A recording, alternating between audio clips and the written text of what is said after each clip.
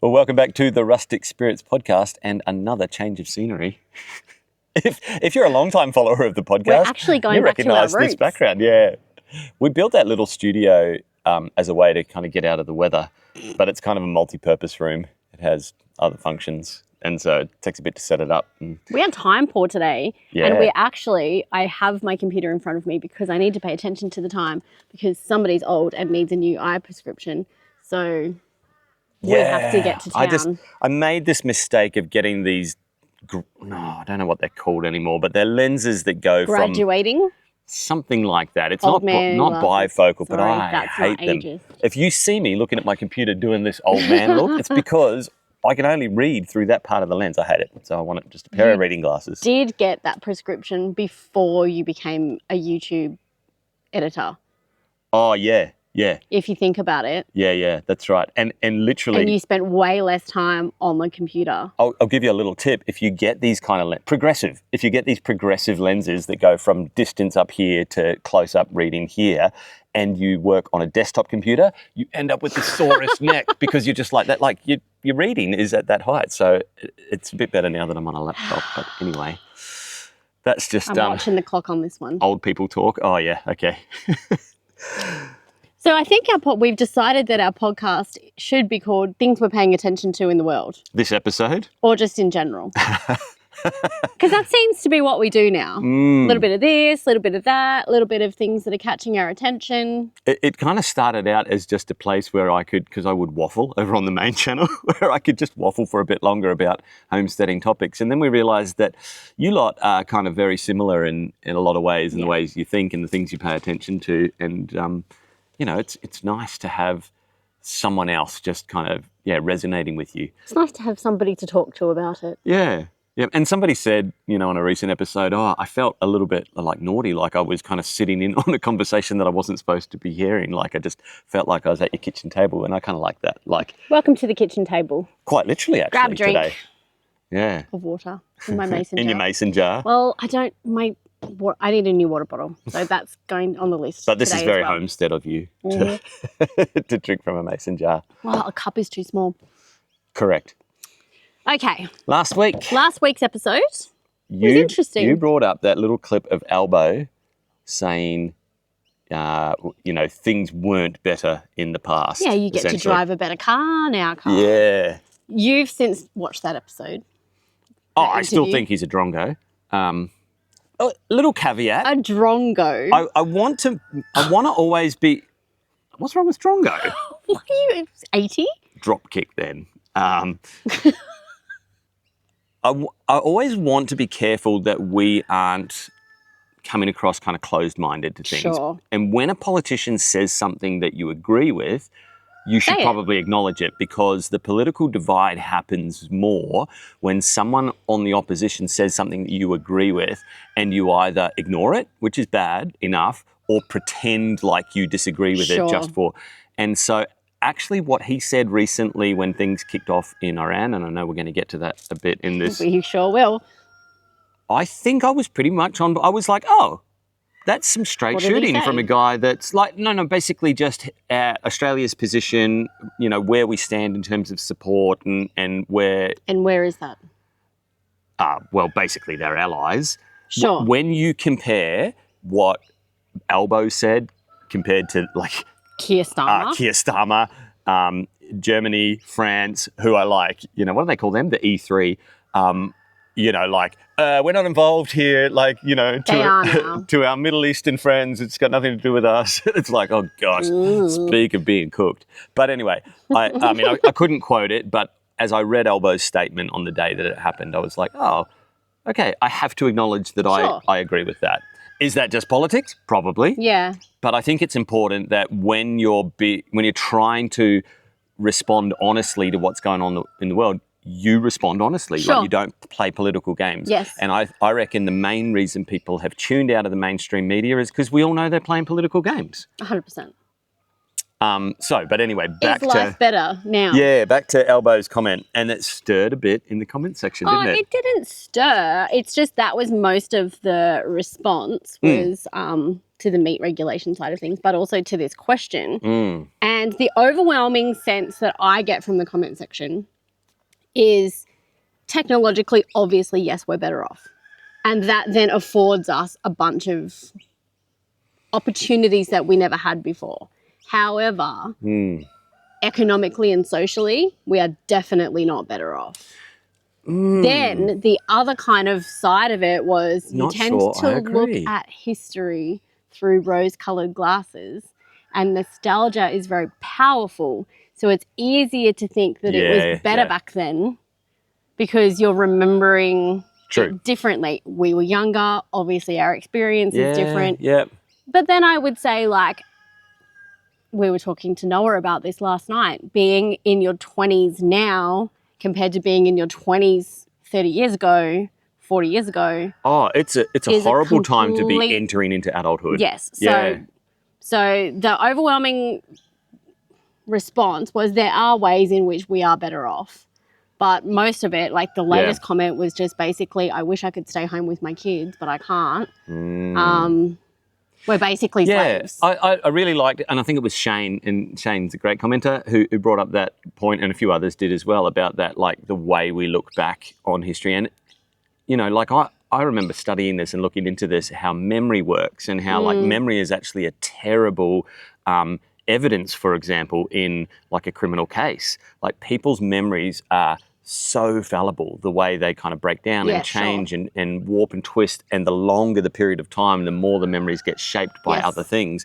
They're not like, we think of memory as like how a computer stores memory. Like, you know, if it records, 500 words, those 500 words won't change in 500 years, but a human will record an experience, and then that experience kind of gets layered on and shaped, and then over time you can get to this point where it was like things were better back in the 90s.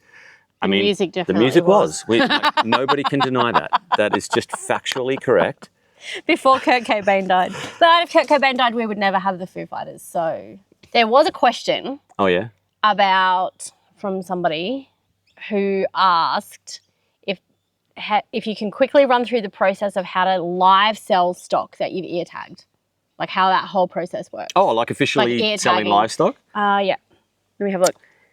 All right, I won't give it heaps of time, and if you're watching and you're the person that send us an email, we can help too. howdy@rusticspirits.co is our email address, and that'll be down in the notes. Or jump on our email list to find out about our meetup that will be happening. Oh, true. Yeah, so QR code right there. I'm not going to say it on our main channel because there's too many people over there.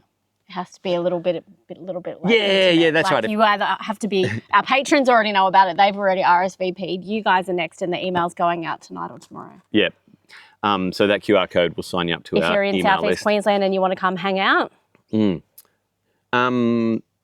So anyway, to answer the question really quickly, depends. Pigs and everything else is different. So pigs have their own system. Everything has its own system. Yeah. Okay, so this person. Oh yeah, go for it. Danny from my Seswick. Is that how you say it? Seswick Farm. Yep. So he's already got his PIC number, which is your property identifier. If you move livestock, you have to have your PIC number. Yep. So he wants to know the process behind ear tagging to sell or to move. You mentioned it was simple. Could you quickly run through it? So it depends if you're talking pigs or everything else. Well, cattle and everything else come under the one system, the NLIS. And then you need an NBD to move them. We don't have that yet. No, you do that when you do a move. So, well, we don't have an NLIS number yet. Yeah, but we've got our PIC. Yeah. So you just get an NLIS. Now both of these you can do analog or digital. I prefer digital, but some people, like we bought pigs, and the farmer we bought off, he filled out the book. Remember the book? Yes, I remember the book. You might actually find that easier. Like if kind of websites and forms and that are just a little bit of a, what am I even looking at? just order the book, because that's actually more step by step, and just go through and fill in the sections. And they do give you step-by-step instructions of what you need to do. What you need to do, what the person that you're moving to or from needs to do. Yeah. So very self-explanatory. Really quickly, if it's pigs, you put a yellow tag in their left ear. You buy the tags from... Yeah, there's lots of places online. Just search for animal ID tags, I think. 4 tags? Yeah, that's 4 tags. ID... I still get text messages something or other. There's 3 or 4 websites. They're all roughly the same prices. So, yeah, a yellow tag to move them off your property. Technically, all your pigs on your property should have an orange tag if they were born there.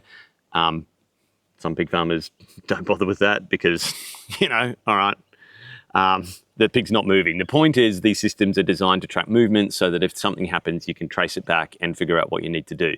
And I tend to agree with that. I don't disagree. Yeah, I think that's just good social responsibility. Cattle is basically the same thing. There's a digital tag that you get, so don't get confused with the big coloured tags that you can put in one ear with like a number. You can get numbers printed on it. That's your own internal reference. But when it's sale time, there's a round white tag that you put on. Each one has its own barcode. Well, it's digital. It gets scanned with a device. So each animal has its own number. So you can actually trace animal to animal. Yep. And when you fill out the book or the form, you would write down whatever the code is. I think it starts with your pick. So your pick, and then it might be like 00028 to 00056. And there you go. You're selling those however many animals.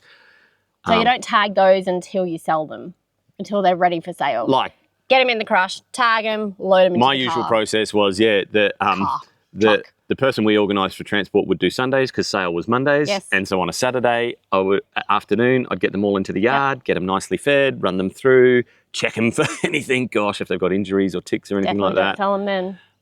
And then, put your digital tags on them then, and then they're ready to go. So I don't know. I hope that answered the question. If you're having questions about actually selling as well, go to a sale before you do it and see the lay of the land and figure it out. Yeah. Definitely do that. Yeah. That's an experience. The book is definitely easier. Fill out the book or fill out the form on. I prefer the form. Yeah. So we will link to those things in the bottom for you, Danny. Oh, no, honestly, just search. If you're doing pork, search for Pig Pass and sign up for that. Super easy. If you're doing cattle, goats, sheep, anything else, search for NLIS. It'll be the top result. Before we get to kind of our main topic of conversation, I've got a couple of little things. I feel like I always have an AI update. Somebody said they appreciate it. Okay. Well, because they're not keeping on track with it. And so we're not like all in on it, but we're just like touching on it. And I like it because it means we're not doing whole episodes on it. I mean, if something wild happens, we will. But also, if the spirit of this podcast is things we're paying attention to as people that think the way we do, one of those things is AI. Quick little update then. Which probably segues us into the main topic. Probably. I was going to say Skynet. Starlink. Oh, geez. Freudian slip. Possibly some truth there. Starlink are about to transition their satellite launches to Starship, which is their big ship, which means they're going to be launching dozens and dozens more. In fact, about 1,200 more satellites over the next year. Wow. They are the newest, most upgraded satellite. They're heaps faster. And the main thing they're doing, because they have purchased some like spectrums or bandwidths, I'm not sure exactly the technology, for mobile phone. So everybody's been asking Elon, when are you making a phone? And he keeps saying, I'm not going to do it. The phone hardware game is I don't want to get into it. Nah. I think he's probably telling the truth there. But it kind of makes sense that he would provide phone connectivity. And one of the reasons he will definitely do that is because he's backing himself on full self-driving. And if your car loses connectivity. So in fact, they're making, if you've got Starlink, they're making those dishes smaller and smaller. Yes. They're about to start building them into the roof of a Tesla. Sure. Because if you're, crossing the, Utah desert. I've never been to the States, so I don't know. And you lose satellite, it can take its best guess as to where it is, like your Google Maps does. Yeah, right. But it can't get live data and information. So does that mean cell towers are going to be like obsolete soon? They are, now he always overpromises.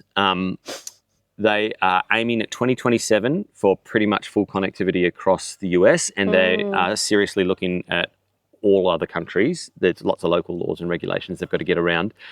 And their goal is to compete with basically 5G speeds. So, yeah, cell towers are line of sight. There's no better line of sight than a satellite. So I think they've got a pretty good advantage Paving there. the way for the AI revolution. Yeah, well, you think about it. If you're going to Basically. have like 20 million Optimus robots all wanting to do updates, does this just remind you of iRobot? Yep. Remember when they would turn red and the big tower in the middle of town would turn red? And it's like,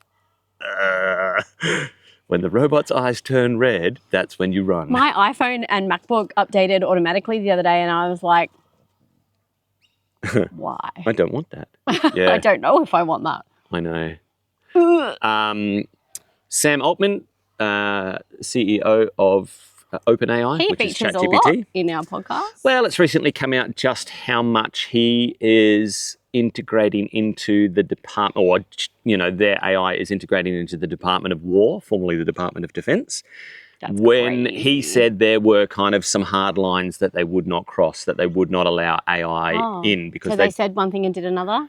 How shocking. No, on the surface it looks like he's backing his own statements, but the question is, if this is what you're publicly admitting to, what, you know, under the table deals have you actually allowed? What's really going on? If you're now building AI into these weapon systems and war machines, you know, and it makes sense that war is a business like every other business, and most businesses are looking at AI at becoming more efficient at the very least.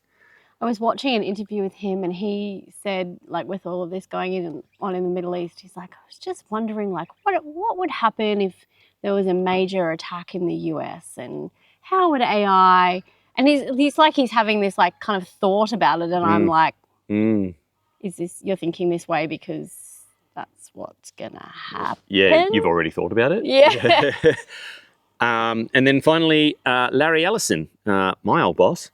Not really. I worked for many a year ago. Oracle like 2.5 decades ago. Yeah. He's an interesting character. Head of Oracle. Recently came out saying all of these other AIs, so OpenAI, Grok, DeepSeek, Claude, have one fundamental flaw, and that is all of their data set that they're training on is the entire internet, that is publicly available information, and that has a ceiling on it. So that seems incredible, right? Imagine training a system on every written piece of work ever. It feels like that the would... good and the bad.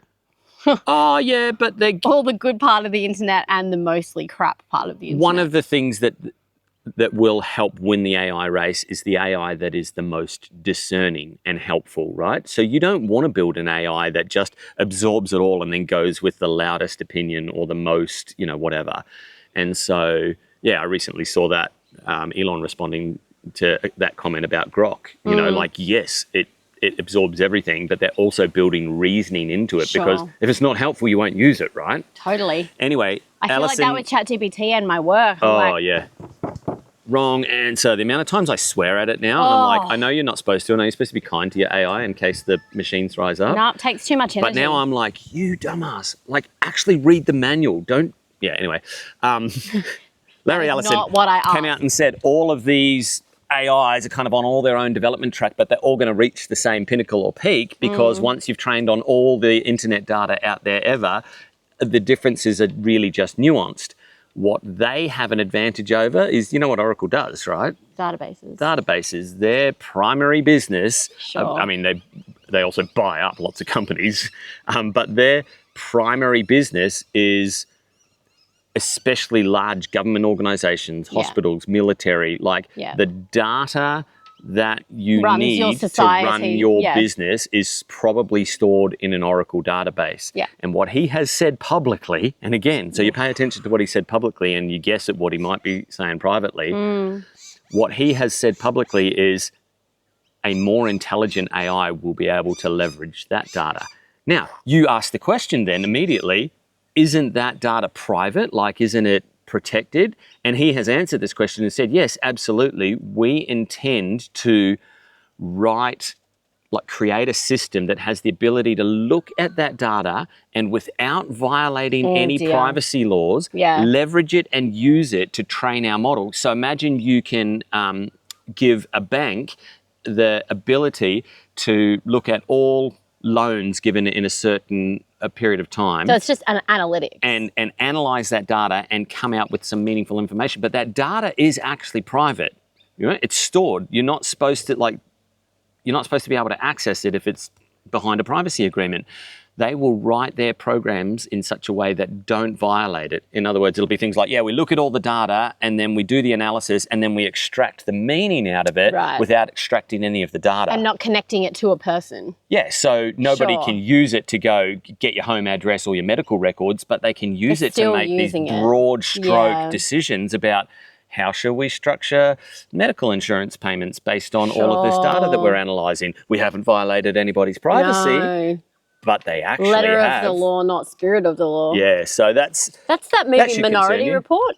Yeah, that's right. Isn't it? Yep, where it like knows you and your spending habits, and I mean that one was. It's already happening, guys. Yeah. Well, you've known this.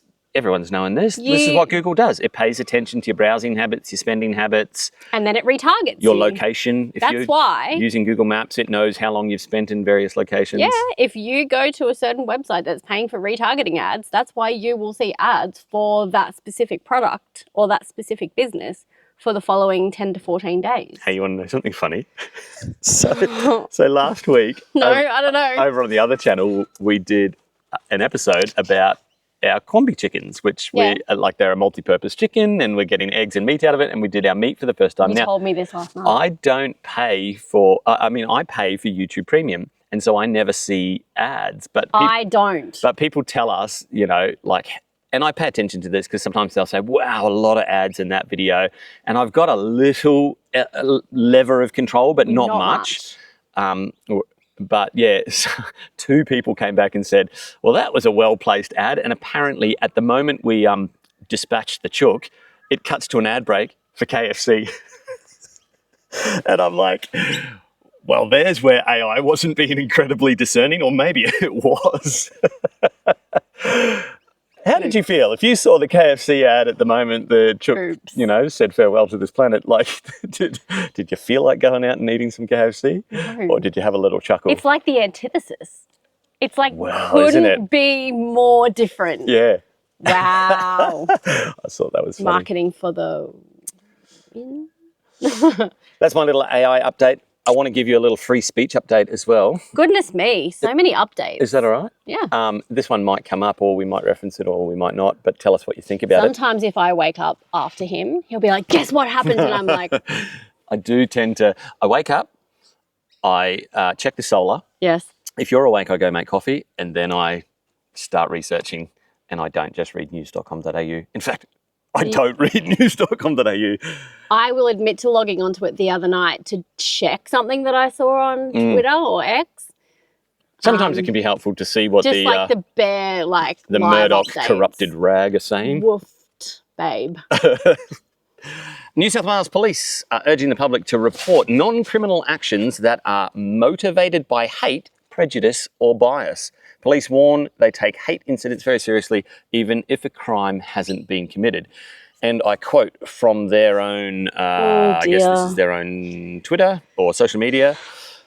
Hate crimes and hate incidents happen daily in New South Wales, but studies show they are extremely underreported. Hate is prejudice or bias towards people because of their identity or perceived difference. When a crime is motivated by hate, it becomes a hate crime.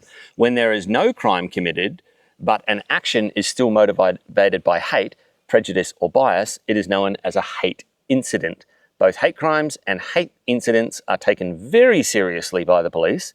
We encourage everyone to report their experience as this helps to reduce future occurrences. Question that, how does it? Whether it is happening now or has already occurred, historical hate crimes. Goodness. You can contact the police and explain where you are and what you experienced or saw. When you report to the police, they will request your details. You can choose not to provide these details at the time of reporting. However, this will likely affect how police can proceed with an investigation. In other words, give us your name and number when you make this. Otherwise, which I guess is a great kind of measure to just not let people use this to leverage it against their enemies or whatever. My neighbour did this. Your report helps to paint a larger picture of what is happening in local areas and shows patterns of behaviour that we can address. Any concerns the there? only people that are going to do that are the people that you don't want to paint a picture of what society is like on a whole. So I did love Does that make sense? Like, yeah, to you, like that is such a exactly. But they know this and they still encourage. So yeah, we're encouraging dobbing behaviour. We saw this enter into the social psyche, 5 years ago. And now we are formalising it. We have neighbour dobbing hotlines, and we call them hate incidents. Since when, and why do we need to differentiate between a crime and a hate crime? If a crime is committed, is not the crime the thing that gets judged and, punitive actions are applied to the crime? How does hate motivation behind the crime differ to any other motivation? How is it quantified? Not even measured, quantified. In a police investigation, motive is the thing that helps us kind of guide the investigation to find out if Facts. a person was, So hate now becomes this motive that has its own category of importance. We don't have any other motives that get their own hotlines, do we?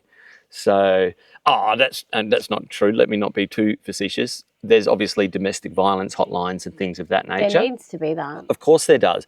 But when you have this nebulous idea of hate, prejudice or bias against anyone who is different, how seriously do they take it, and what actual predetermined in their mind hate prejudices are they paying attention to? Because when you go into the comment section on this one, you should see the amount of people that are reporting their shall we say, people online from other religious persuasions that have vowed war and certain other violence and atrocities against Australia, including, I'll read this one out just to help you out. Oh dear. This particular person, I won't read the first bit because I don't want to get flagged. On the 20th of February, this was written. And you can search his name. He's on X, Tony Presley, Presley, said, certain things about being from a particular ethnic and religious persuasion. Definitely hates Pauline Hanson. If she's not arrested and charged and jailed for hate speech, Australia will burn. And then says, we don't need guns. We have plenty of hot, windy days. Revenge is a match flick away. And so somebody commented above that and says, found one. So... yeah, I won't report it as I don't subscribe to these horseshit laws, but I'm sure a far-right extremist will be locked up for far less. Yeah. And that's my concern about that. These hate speech laws have a clear directive, direction. Yeah. That's crazy. But, we're heading in the direction of the UK. 12,000 arrests for social media posts in the last year. In the UK for social media posts. I hate lots of things. I hate raw cucumber. I can't stand it. I don't know why. I love pickles, love pickle juice. I friggin' hate raw cucumber. That should go in the database, New South Wales Police. If there are greater and greater incidences of hate and prejudice towards raw cucumber, you should start cataloguing those numbers because it paints a picture, as you say in your own words. It paints a picture and it helps you to understand where people's motivations lie. Yeah. I don't even know what to say to you right now. I hate peanut butter. Love peanuts, but I hate peanut butter. Always have. I think it's the texture and consistency. It reminds me of certain things, but I just hate it. Now, are Kraft going to report me to the New South Wales Dobbers hotline for the things that I hate and are clearly prejudiced and biased against? This is how ridiculous this is. We cannot function as a society when those that are supposed to be in positions of authority and protection and governance are motivated to divide us even more. That would probably be my point. Sorry about the cucumber statement, but it's true. Are we done with your monologue there? All right, moving on from cucumbers to... They killed the Ayatollah. You're not supposed to laugh at that bit. I just can't believe you did that. I'm sorry. I wanted to point out the absurdity of it. What a weird day. It's a full moon. Everything feels weird. Did you see the eclipse last night? I was with you. Oh, no, I mean, Yes, did you see the end of it when it No, I turned was red? good. Yeah, you had to kind of watch the whole thing. Luckily, I Feels was. apocalyptic, doesn't it? Yeah. Oh, Oh, yeah. sorry, you just got me. Sorry. Crazy. Okay. My neighbour said to me yesterday, he dear. has a, no, this is on topic. He has a 1,200 litre fuel storage container on his property because he's a farmer and lots of farmers do. Yep. And he just put in his order for 1,200 litres of diesel. And already as of today, the price of diesel, wholesale price of diesel, if you buy it that way, has gone up 3%. And he just shot me a message this morning saying, yep, just heard that in town diesel's going up to $2.50. And I shot him a message back and said, I already took my jerry cans in yesterday. $300. I spent $300 on fuel. Yep. Fuel isn't one of our most used resources on our property because we try not to, we don't have a lot of fuel powered things. No. We try to operate off of solar as much as we can. So I guess that's where we're going to go with this. I feel like I actually have something to say now. Yeah. Yes, obviously we're going to talk about what's happening in the Middle East. But I don't want to get into why it's happening or what's happening or who's doing it or anything like that, because I feel like that will probably all be truly revealed decades from now or a decade from now. I don't actually think, I think there's speculation and conjecture about who's really pulling the strings and what's really happening. Yep. I know enough about the way that the world works now that it all is not as it seems on the surface, right? Correct. So I don't really want to get into that because I don't think that's a helpful conversation at the moment. Yeah, because where does that end? For us, right? Like there's no resolution. No, because we're in the middle of it. Correct. Can't help that it's happening. Not a shock that it's happening. They've been posturing this way for a long time. What I want to talk about is how it's going to affect people like us. What's going to happen now? And I think the most, even on our Patreon, in our stockpiles chat, somebody posted, how's your preps going, everybody? What are we leaning into, basically? Yeah. And that was a really cool conversation. I was actually the one that brought up Petrol. The other guys were talking about different things. But it kind of got me thinking, and I'd already been thinking this, we're about to do our big fortnightly stock up. We did just buy a quarter of a cow, but I've gone, okay, I've reached into my buffer and we're going to just buy a little bit more of everything this time round because it's not just petrol that's going to be affected, even though it will be. It's going to be the cost of everything because everything moves on petrol or on oil. Yeah. So I guess that's where the conversation that I want to go in is what do we think? What can we see what can we see ahead towards and how can we be resilient and build resilience right now? I mean, we've been talking about it for a little while. Everybody could see it coming if you were paying any kind of attention. What do we reckon? First and foremost is oil. Like the price of petrol is about to skyrocket. So should we, I'm sure most people are over this because even 7 News, are reporting on this, but the Strait of Hormuz is a seaway passage that is off the coast of Iran, and a fifth of the world's oil supply traverses that passage. Yes. So if you can take it out, then... Or control it. Yeah, or control it, then you can affect every other country in the world, and particularly Southeast Asia, including Singapore, which is where we get the bulk. We don't really refine that much in this country anymore, which is a tragedy and a conversation for another day. Yes. We pretty much buy refined petrol, diesel, jet fuel. So you're right, it hasn't been officially closed, but insurers have pulled their insurance for ships that are wanting to, and basically traffic, there's a system where you can see if there's any traffic in the strait, it's basically zero. Yeah. So it's not closed, but it's not safe. Yeah. And it's not insured, which means if you do lose your load, there's no recompense for that. Yep. So that's going to have major implications. I've just seen this morning that Donald Trump has basically said that American will escort vessels through there if they have to ensure the supply lines stay open. And I'm like, well, you'd probably bloody want to, wouldn't you? Since it's kind of like your fault that this has happened. No, it's not that it's America's fault, but like they're the ones that have gone in there. US and Israel are the ones that have gone in there.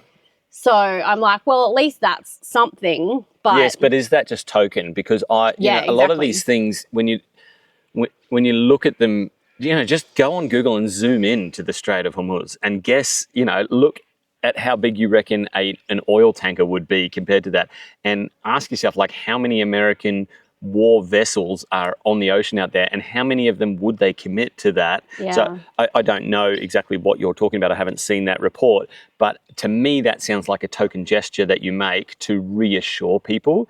Like we had Chris Bowen on the news yesterday saying, there's no need to panic, don't panic buy, you're only going to make things worse. And yet at the same time, in the same news stories on the mainstream media, they are talking about the fact that we have on average about 35 days worth of fuel supplies.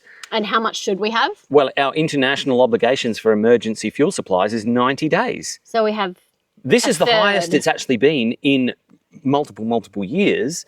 So we've actually been worse than this, but we have a third of what our obligations are to.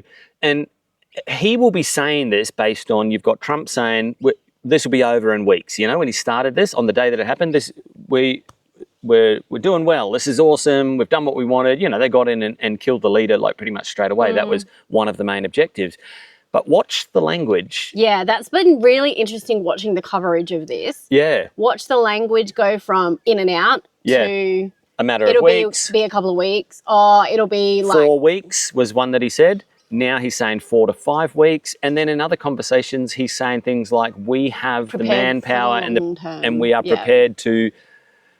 Then there are other sources, credible sources within Israel, within the US that are, directly connected to the war efforts, who are private sources, not government sources, who are saying, this thing isn't weeks, it's months at the very least. Yeah. I think now more than ever, it's going to be really important to understand that every side is going to be putting out propaganda. Yeah, true. That's going to be really important to understand, is that America's going to be downplaying its losses and playing up its its progress. Yes. Iran is definitely going to be doing the same thing. Yeah. Israel's definitely going to be doing the same thing. They seem to be the three major players in this. Yeah. So what I found really interesting is going to sources to kind of go, what's actually going on. And the amount of AI stuff is outrageous. Have you seen, there's a lot of video clips from, I don't know this video game, but it's called, I've forgotten the name already, but you'll see it comes up. It's a really the graphics in this video game, when I was first watching it, I'm like, holy moly, look at those warships. And I'm like, and then somebody comments below, oh no, they get one of those community notes. It's one of the things I love about X. Yeah. And I'm like, oh, flip, it's from a video game. Yeah. But how many people are getting that on Facebook where it doesn't get a community note and then sending it to all of their friends going, look at how they're winning the war. They're sending cutscenes from video games. So yeah, definitely sources are more important than ever, and cross-checking information before you believe it. But even then, didn't you say the other day that there are reports of Mossad going in and creating false flag activities, events where they are attacking allies to, 9/11, to, stir up, response. Tucker Carlson reported on that yesterday. Yeah. Blew up the internet. So you'll see these things happening in these other countries that are allied, and you'll be like, oh, well, yeah, they should definitely join the fight. And it's like, no, they created that scenario. There's so much more going on behind the scenes, which is why I'm like, we can't solve that. But what can we look at, especially as in Australia?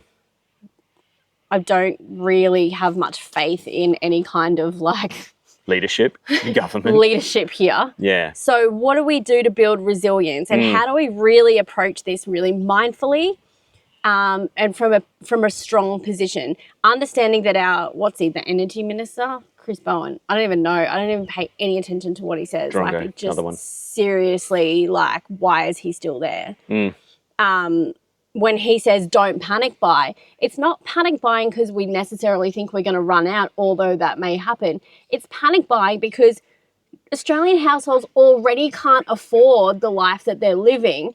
If fuel goes up by, what are they saying, $1, $2 a litre? So the price, it could go up to easily $2.50. Some are estimating $2.80, depending on how protracted this war is. Sure. And I think, if what we're saying is we're not going to get involved in the geopolitics side of the discussion, but what we are saying is these are some things that we pay attention to because they have a direct bearing and relationship back to us at home.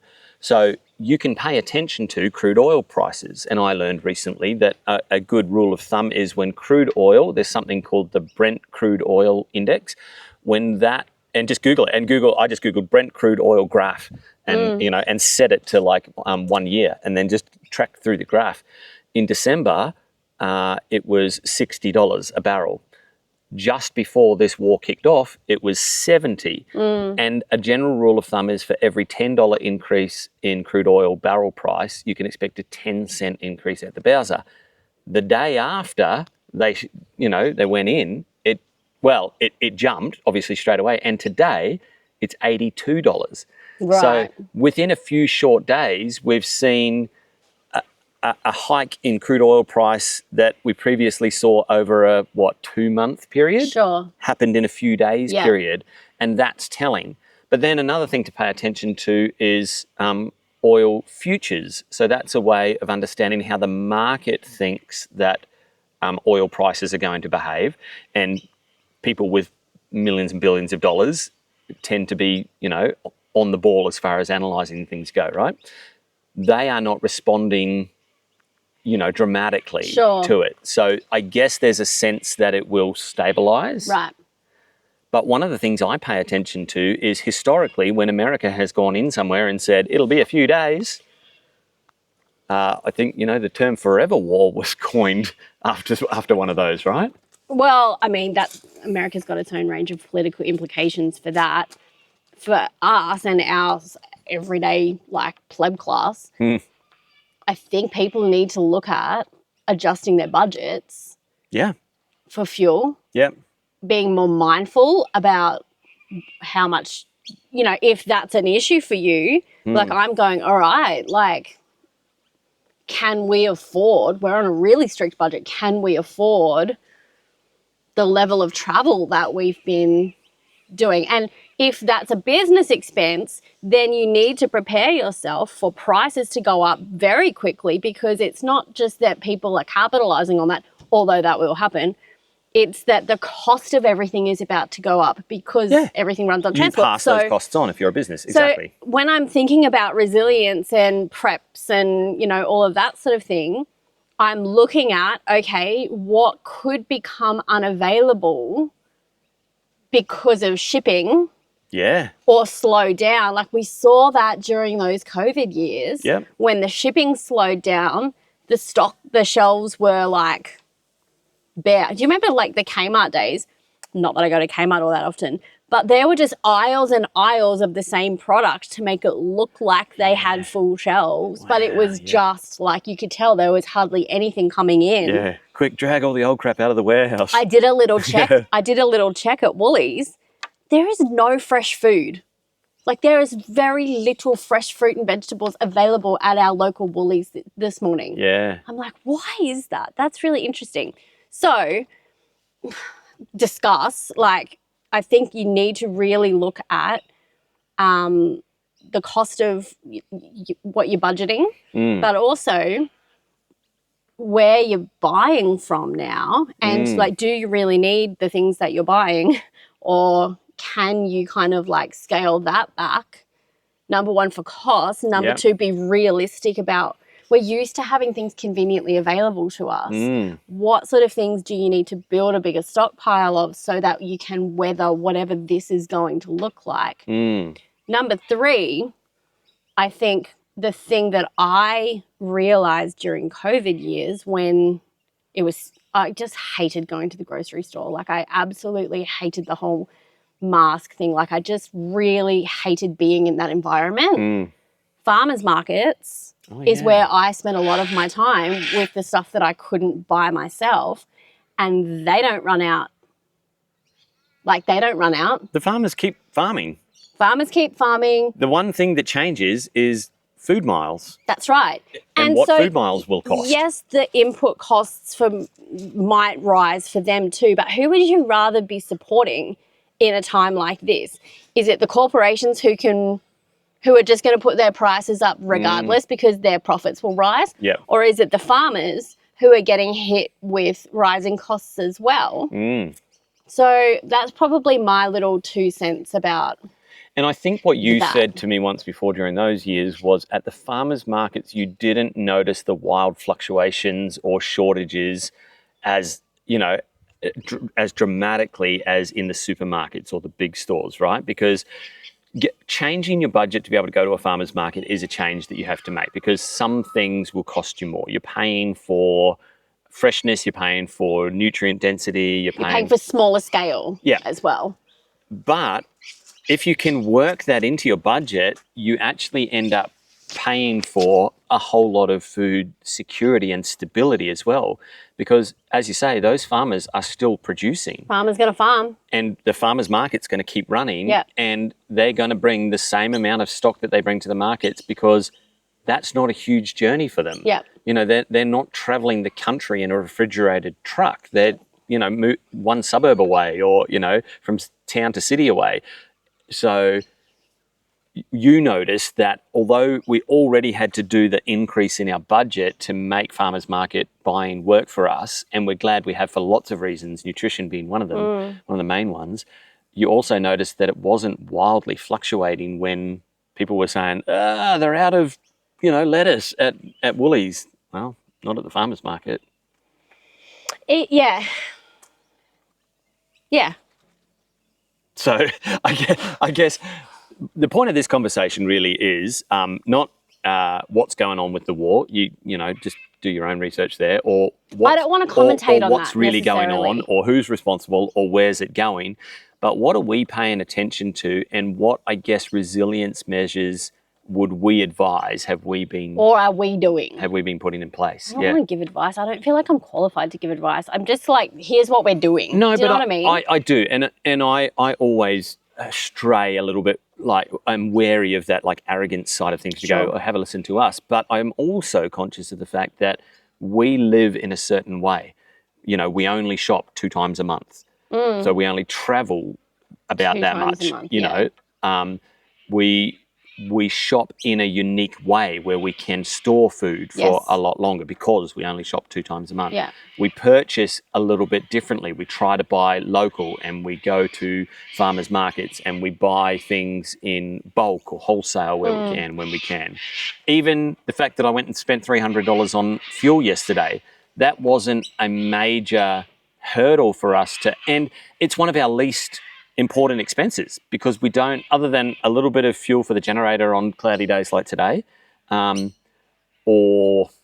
hardly use the ride-on mower anymore because I've got a battery-powered mower.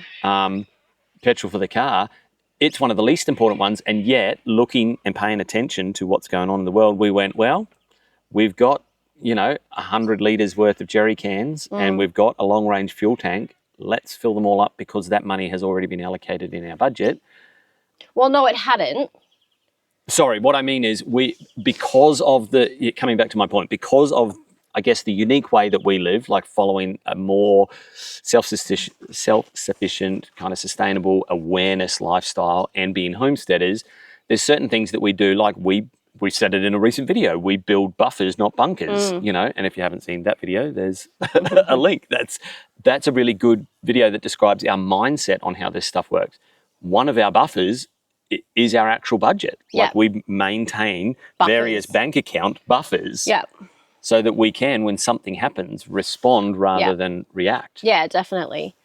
And I guess, like, the reason for stockpiling fuel is not necessarily that I'm worried that it's going to run out. It's that I'm going to stockpile it at $1.60, which is what we paid yesterday. $1.59.9. It was the best price on petrolspy.com. At our local. And it was 10 minutes away. It was 10 minutes away. Our local, that's a 24-hour servo. Yeah, like I want to stockpile it at that price, not necessarily because I'm scared. It's not like the toilet paper thing all over again. Toilet paper's running out, so therefore everybody buys toilet paper. It's I'm wanting it at that price. Yeah, it was and an I guess economic that's decision. the way that we view the world as well. It's like I'm going to stockpile, like my shampoo is on special, so I'm buying 5. This is why I'm so upset with what Chris Barham was saying, because he was saying, don't panic buy, that's the worst thing that you can do.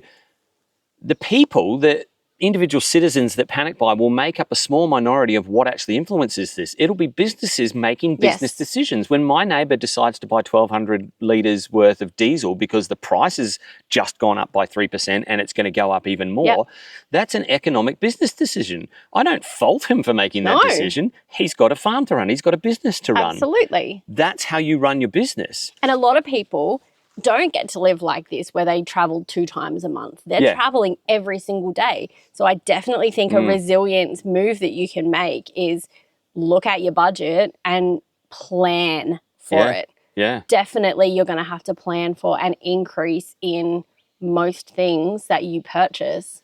Yeah, right. You probably don't have the space or facilities to store 300 litres of fuel. If you don't, you would need to at least look ahead and go, I'm going to need to plan for a 15% increase in the things that I buy. Now, who in Australia can afford that at the moment? If you can afford a 15%, like let's say in anything, like good for you, but don't just go, oh, well, like plan for it. It's going to, that's that resilience. It will take you by surprise less, and you'll at least be able to be proactive about, okay, this war's happening, here's the effects of what's going to happen in Australia, here's what I can do.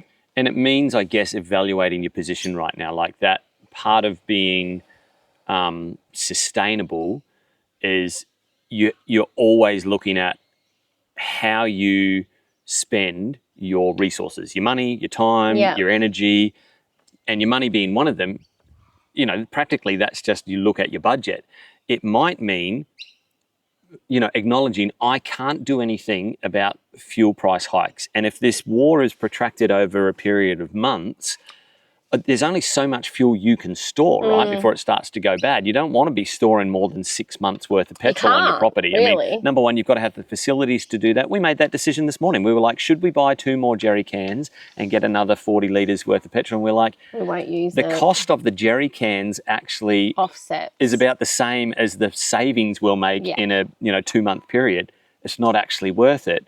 So it might not be that you can, put 10 jerry cans in your shed or in your garage and store fuel. That might not make economic sense.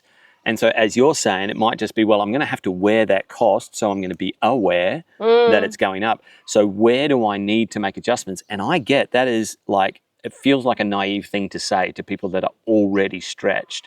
But I guess maybe a question to you is, because you think more this way and because you're predominantly responsible for purchasing our supplies. I'm the one that does all the cash flow. You are.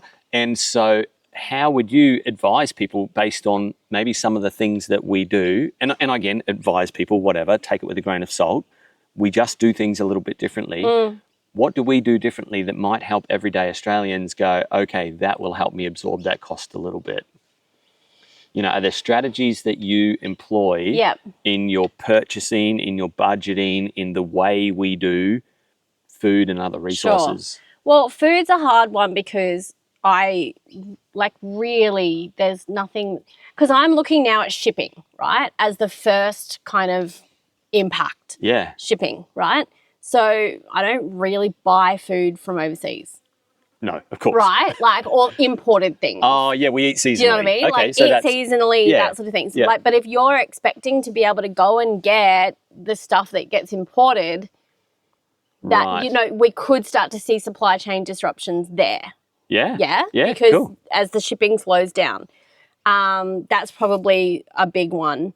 I guess that's like, as transport costs go up, you are going to, like, if you don't have a budget, you don't know how this is going to impact you, and it could spiral out of control really quickly. Yeah. So have a look at your spending, have a look at your budget. Yeah. Go, okay, if I need to plan for an increase over here, and I can't afford that increase, what do I need to shift elsewhere in order to be able to that absorb that? That local food and seasonal food thing is actually, that's a big challenge. That's a big, a big mountain for people to climb, because it requires learning a lot, doesn't it? But it's huge. When your local Woolies is, you might live on the Sunshine Coast and you're like, man, I get pineapples for, I don't know, $1 each. And then you've got a friend who's in Victoria going, holy moly, like pineapples cost me $5.99. That's something you can learn. Like if oranges have to do 500 kilometers to get to your grocery store, you pay for those 500 kilometers in the cost of the orange. And so learning what grows locally and then learning what grows seasonally, and then if you're going to continue to shop in a supermarket, and I'm not saying we don't, we still do, understanding that and going, there is a reason that certain things, my friends in Victoria pay less or more for an item compared to what I do. Yeah. You actually have to spend time researching that, don't you? You have to kind of learn that. Yes. But all of those that time spent, again, it's where you put your resources in educating yourself about what is local and what is seasonal, will actually have these long-term kind of compounding effects on your budget.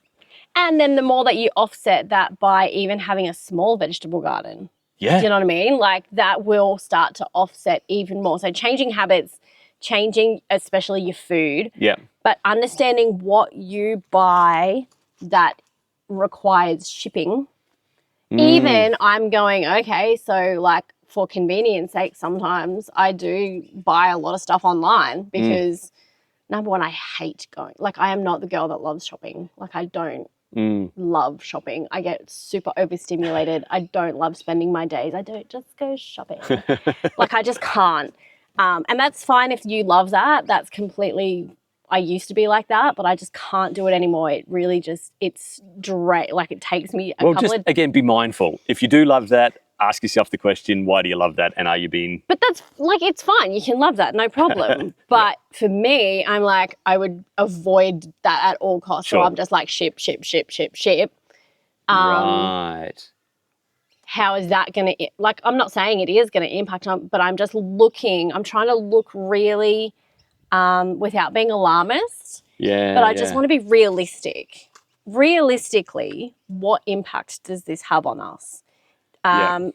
What probably the biggest one is like a Bunnings sort of situation more than anything for us. Our water filters, our the things that we kind of from where, what comes manufactured from where. in China. That's If right. it's got to take a sea voyage, that costs fuel. It like realistically looking ahead, if it's protracted, if the Strait of Hormuz closes, if this happens, what can I do to build a little bit more resilience to kind of go, cool, we can weather 4 to 6 months of water filters or things that do have an impact on us, understanding that you may not be able to get the things that you normally get that are readily available. Yeah, it's about doing that next level of thinking, isn't it? I want to kind of touch on a couple of things that you just mentioned there. I want to talk about alarmist in just a moment. And then there was something else you said there about, we said we weren't going to comment on the war itself, but we are. That's not to say that we're tuned out. Like, I don't want any of that negativity in my life. No, like, we are paying particular attention, especially, and we said this earlier, when a politician or a leader or someone says something and then the next day or the next week they say something slightly different. Like, they might not necessarily contradict themselves, but like 4 weeks to 4 to 5 weeks, you pay attention. To this morning, I heard foot soldiers on the ground. Now, when they said what this operation was going to be about and how it was going to be fought, it was basically going to be missiles, it was going to be at a distance, it wasn't going to be foot soldiers. There's been 6 American casualties, so far, and that number is, as small as it is tragic, but it's as small as it is because it's been, at a distance. Relatively, yeah.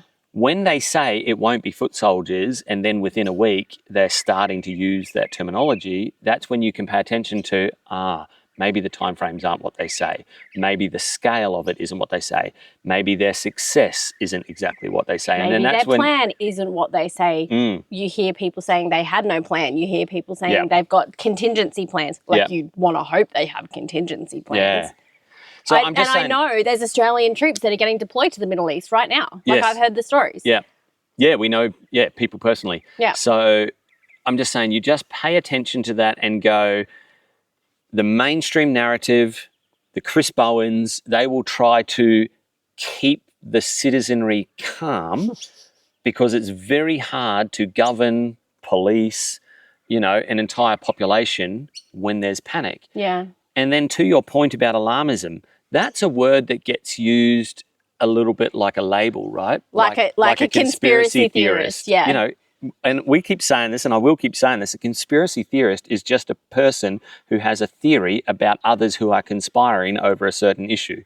That's quite literally what it means. It doesn't mean you're a weirdo, long-haired hippie with a tinfoil hat living up in your own shack in the bush. That's what propaganda has made you believe. Yeah, so the word itself now gets associated with this imagery and emotion.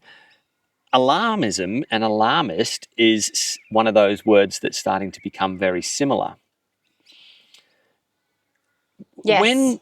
When the bombs were dropping on London, literal alarms would go off. Why? Because you want to inform your people something is happening that you need to respond to and pay attention to. Get in your bunker, get in your basement, air raid sirens, I'm talking World War II, of course, the Blitz. So why have we moved in a generation or two from this idea that we sound the alarm and that is the socially responsible thing to do, even if it's not as bad or it doesn't, because the alarm can mean a broad spectrum of things could happen, right?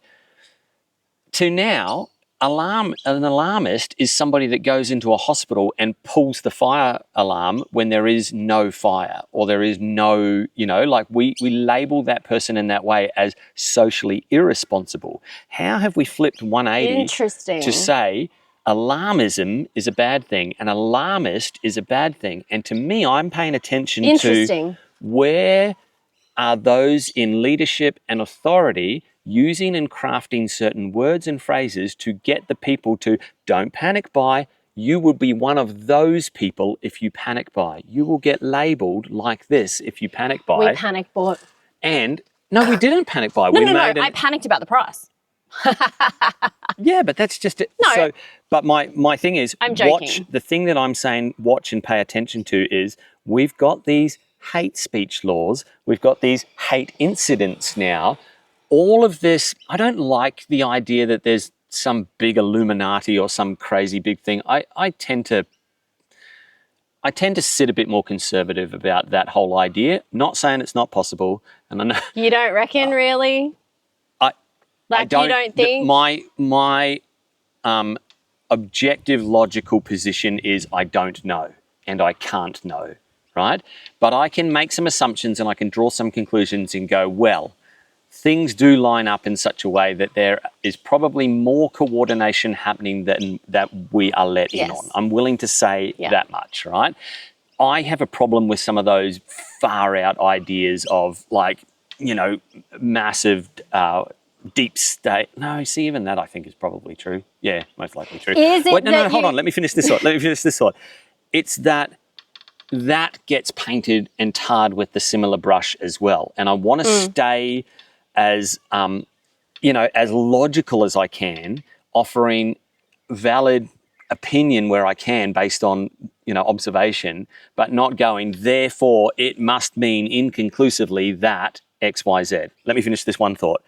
So the thing that I'm paying attention to with all of that in mind is we've just been through this period of social division, incidents like Bondi, hate speech laws, massive political divide, laws now being, overlaid onto citizens that we don't need. We don't need reporting of hate incidents. We already have a thing called crime, So why do people in authority layer that stuff in, if not to prepare for something else?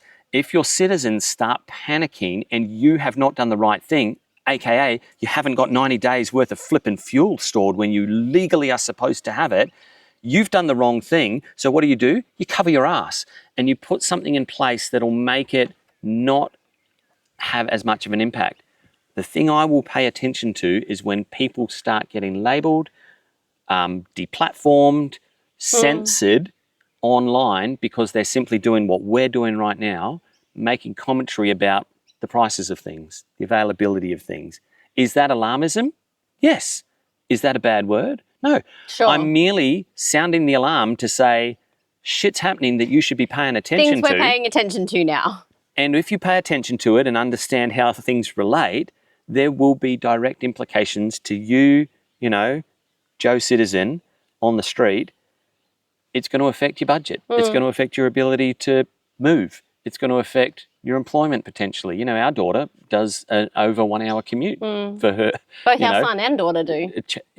Yeah, but she works for a charity, so I feel a bit, you know, like he's in sales. You know what I mean? I'm less inclined to be. Anyway, I don't have favourite children, but you know, she's going to. He does have a daughter though. Yeah, but what I'm saying is she's going to get hit harder with a fuel hike. She travels the same distance as our son. He's going to be able to absorb that cost a little bit better. She's going to start looking at her job going, you know, if this thing goes out 4 weeks, 8 weeks, 3 months, 6 months, and the fuel price keeps going up, there's going to be a budget decision point that she makes. Anyway, I've rambled. Alarmism is not a bad word, was kind of my point in summary. You said to me this morning that you're going to be paying close attention to censorship over the coming weeks and months. And if they start censoring information, that's going to be a signal to you that there's something bigger at play. And again, I don't want to go speculative and say what is the bigger thing at play. Actually, that's less important to me than the direct implication. So for me, one of the reasons for the censorship mechanism, I believe, is not actually about protecting citizens from hurty words. I don't actually think that's the reason. It's so that you can control the temperature of the dialogue that's in the public sphere. And our public sphere is huge. Yeah. You know, we have... Bigger than it ever in history, really. And so it has a potential bigger implication when people all of a sudden rally. Look at what's happening with One Nation. This is kind of unprecedented, like the support that they're gaining. Why? Because they're saying something different. You might not necessarily I don't agree with everything that they have to say, and I wish they would say more on other topics. Yeah. What I am paying attention to is they're saying things that are outside of the prescribed narrative, and watch what happens there as far as censorship goes. They'll put her in jail if they can. Yeah. Because she's not playing by the rules. Yeah. When citizens don't play by the rules, it's much easier to silence them because they don't have, you know, Sky News reporting on every little thing they say. So I pay attention to when I hear stories, anecdotal or whatever, they paint a picture, right?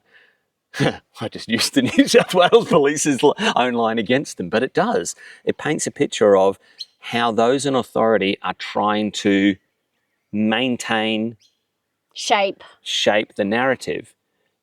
The charitable explanation would be they're just trying to keep the temperature down because that keeps the pressure down, and it means people don't pop off and form militias and start, you know, threatening to light the Australian bush on fire if Pauline Hanson doesn't get locked up. Things like that. That's the charitable explanation. The more likely explanation is those in authority and with power like their authority and would like more power. And you can easily create more power when you limit the power of those that you govern.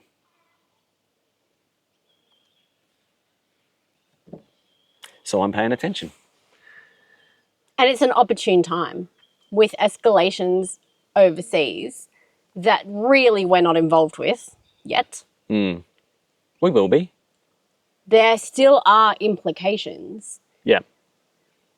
And it's an opportune time. What do you mean by that? It's an opportune time for whom? For governing powers. Oh. Yeah. Well, look, more billionaires than ever were created during COVID. Yeah. Because they play a different game. Yeah.